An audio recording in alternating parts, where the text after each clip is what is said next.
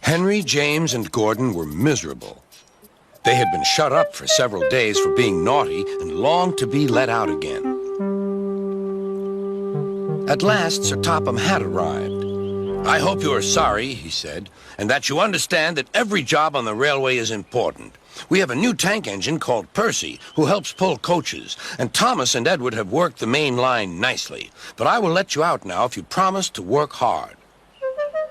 "Yes, sir," said the three engines, "we will." "That's good. But please remember that this no shunting nonsense must stop." Sir Topham Hatt then told Percy, Edward, and Thomas that they could go and play on the branch line for a few days. And they ran off happily to find Annie and Clarabelle at the junction.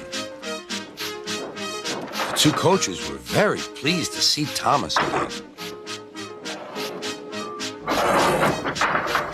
Edward and Percy played with the freight cars. "Stop, stop, stop," screamed the cars as they were pushed into their proper sidings. But the two engines laughed and went on shunting till the cars were tidily arranged.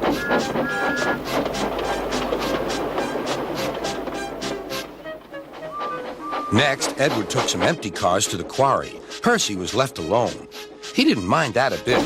He liked watching trains and being cheeky to the other engines. "Hurry, hurry, hurry," he would call, and they got very cross.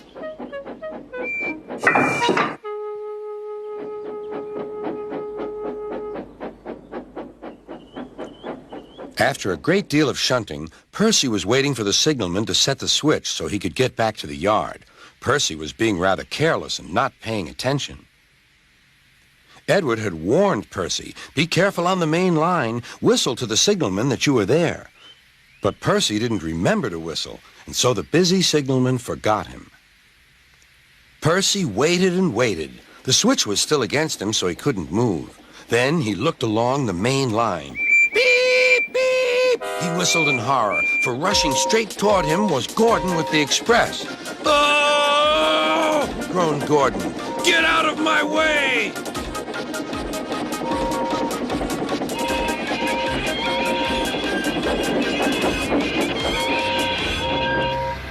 Percy opened his eyes. Gordon had stopped with Percy's buffers just a few inches from his own. But Percy had begun to move. "I won't stay here. I'll run away," he puffed. He went straight through Edward's station and was so frightened that he ran right up Gordon's hill without stopping.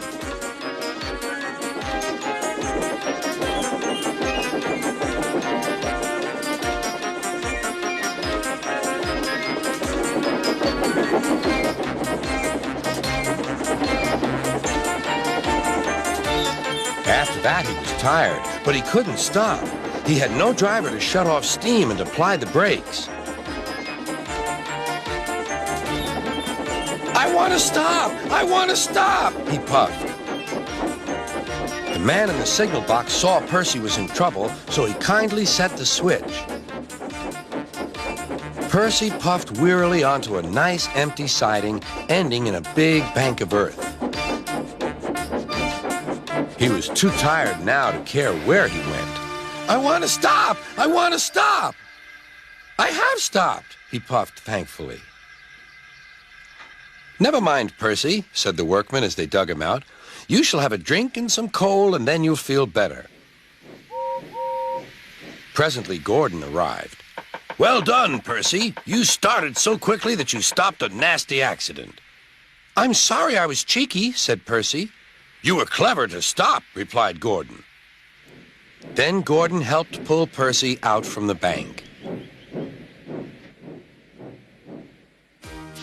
The two engines are now good friends, but Percy is always most careful when he goes out on the main line.